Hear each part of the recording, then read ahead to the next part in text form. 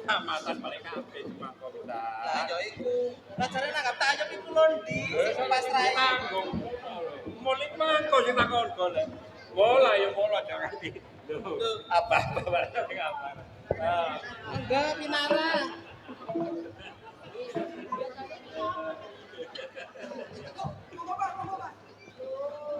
Ngene lho Cak Sugri kon golek tandake tayuban yo blelet gak teko-teko wong iki kesasar ta saking yo.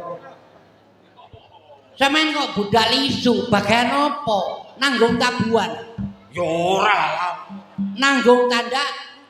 Lah bagian apa? Sing korah-korah ndek kono iki sampean sapa ta kudu aku. Tandake oleh telu. Teko Pasirian, Pasuruan, iki sing durung teko iki adoh. Pamotan. Telu iku jenenge apik-apik ta.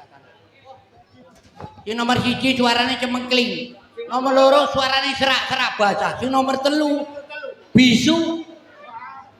Berarti duwe gawe gede iki teko turis sekarang teko.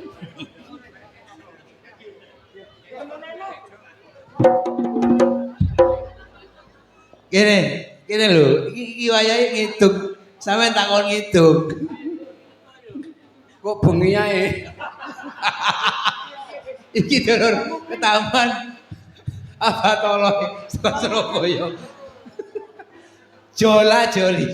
Oh kan apa? Dudu DPR. Dayan. Jola joli.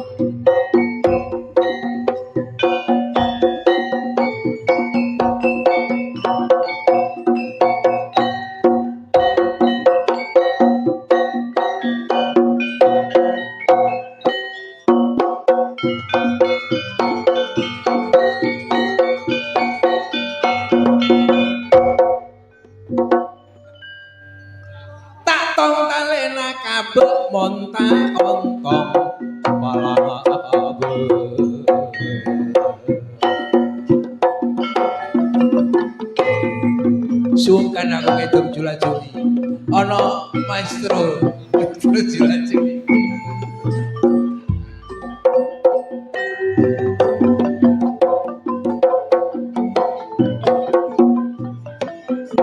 Sugeng rewo dumateng para tamu sedaya. Sumangga kula aturi pinarang engkang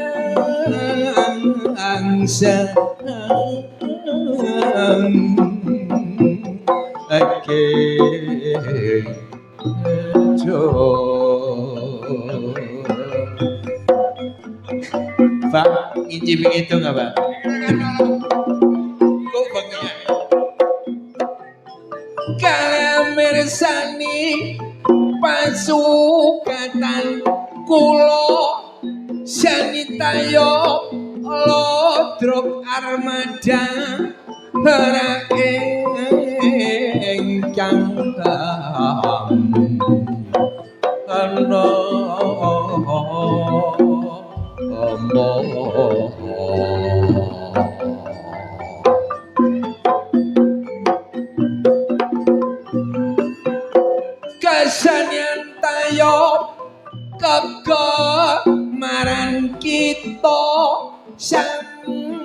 sumebiar kutha tinggalan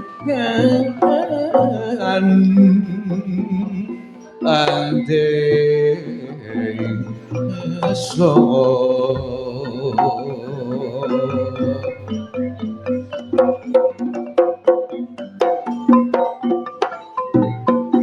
meana tulodo dumeteng sedaya mitara sang pon tumindak kirang param ayo